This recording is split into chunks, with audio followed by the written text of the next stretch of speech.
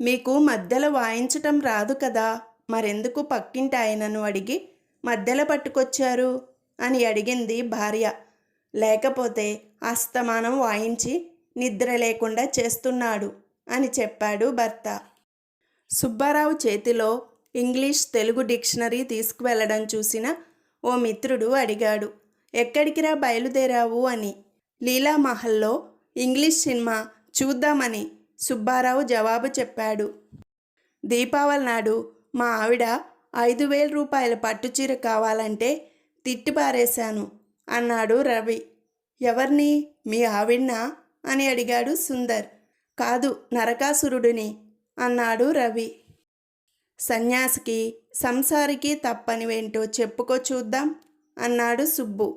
అది కూడా తెలియదా, సన్యాసికి గోచి సంసారికి పేచి నవ్వుతూ చెప్పాడు రాజు.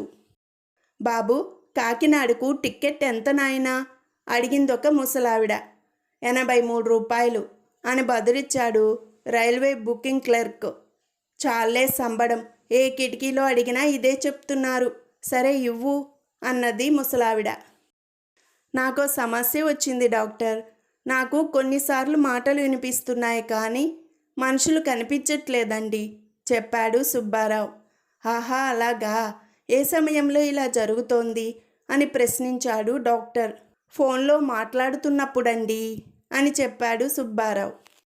నా కడుపున చెడపుట్టావు కదరా అని కొడుకును కోపంగా తిట్టాడు తండ్రి. నేను పుట్టింది నీ కడుపున కాదు, అమ్మ కడుపున అని అన్నాడు కుమారుడు. నిన్న దారిలో వెళ్తుంటే ఒక ఆమె ఓరచూపులు చూడడం గమనించి దగ్గరికి వెళ్ళాను. ఏమందేమిటి అని అడిగాడు రమేష్.